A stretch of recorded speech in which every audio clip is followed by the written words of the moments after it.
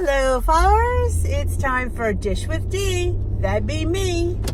Today's topic is going to be, I've been reading a lot online, and a lot of people seem to be, they get upset because they fall off the wagon. Oh my God, I've had this binge weekend, and I fell off the wagon, and I gotta get back on, being a person who, most 90% of WW people are overeaters, I think anyway. And you're gonna have those times where you just go nuts because I don't say why, what triggers it. Sometimes it's who you're around, sometimes it's what food is around. You're just gonna go ballistic. And you know what? It's a lifestyle. And in life, sometimes you freak out. And some people freak out with different things, and our thing would probably be food. Like, you're just gonna, and sometimes when you get, it's almost like a dog with the taste of blood. Once you taste something that you haven't had, I mean, I don't try to deny myself anything, but let's face it, I'm not having full fat anything. So if I'm having a piece of carrot cake, it's probably a low fat carrot cake. So when I get the taste of real, honest to goodness carrot cake with cream cheese icing, yeah, I might go a little stark raving mad. I probably will. But I don't think I should punish myself for having a weekend like that, or I'm just saying a day. Let's not go weekend, a day. I mean, I know it's going to happen. I don't know when it's going to happen, but I know it's going to happen. And I don't want to punish myself because, yeah, I may put on 3 or 4 pounds in that binge. But I don't know. As long as I guess the problem is, as long as you can recover from that and get right back on program and continue, you might have put a couple pounds on, but you know what? You could recover. That, I think, is the key, is the recovering and getting back. It's not the fact that you did it, it's the fact that you can recognize it the next day and say, or the day after that, and say, you know what? It's like kind of like having like a lost weekend. We've all had them. You know what?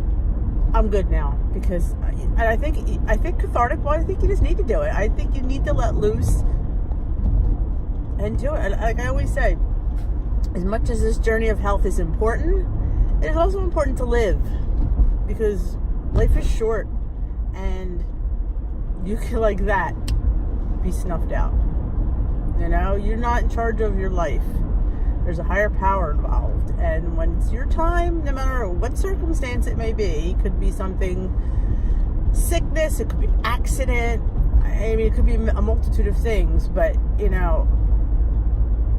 I think that you can't forget to stop living and stop enjoying, because when we forget that and we live like a robot, I don't want to be in the hospital on life support. Of course, if I'm on life support, I won't recognize it.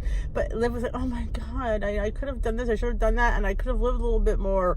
Or you get, you get a terminal disease, and you're like, oh my God, if I'd only lived a little bit more.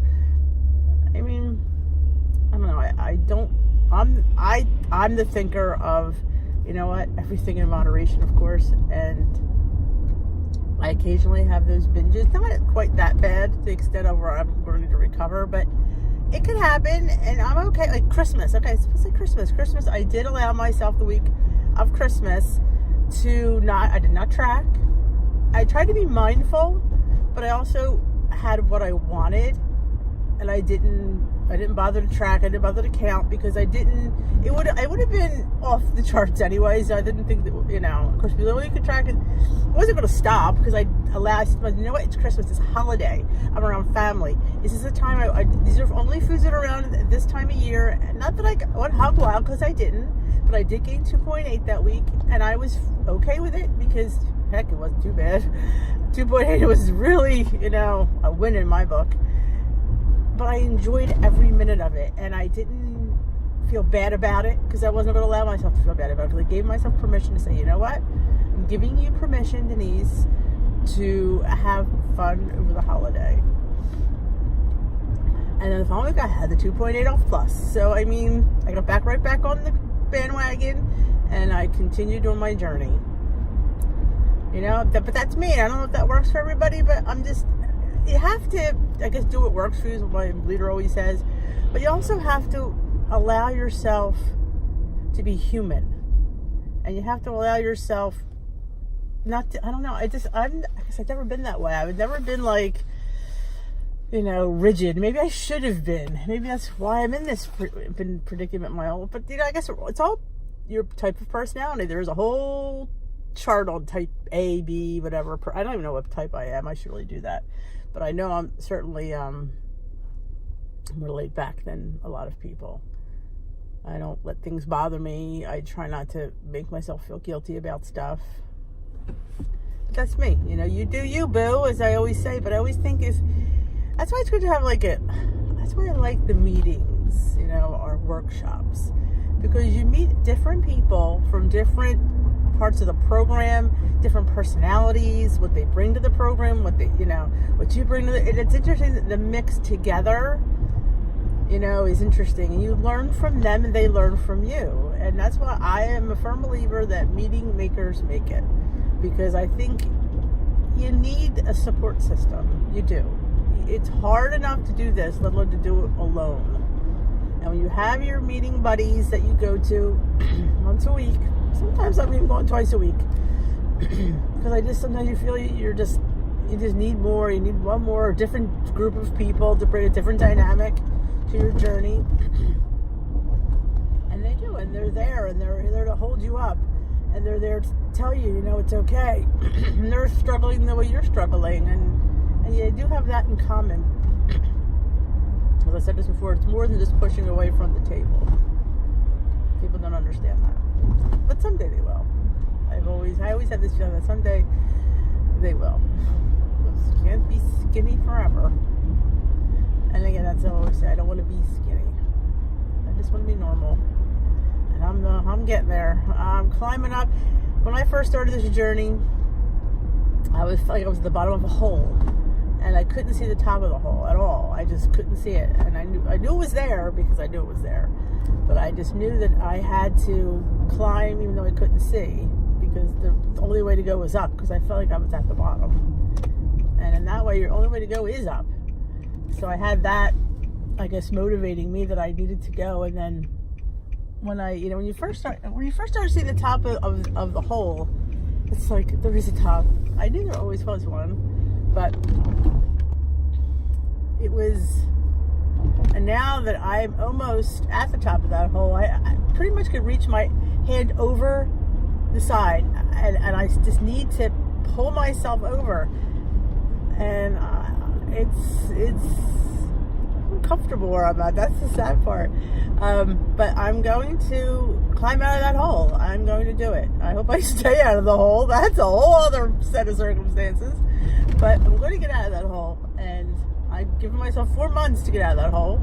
So I paid for 4 months. So I've given myself 4 months to get off 18 pounds, which you might say, oh, that's nothing. Because when you lost close to 100, 18 isn't anything. But when you get towards the end, it's like the last. Your body's just like saying, "No, we like this. We don't want to give it up. We want to keep the weight."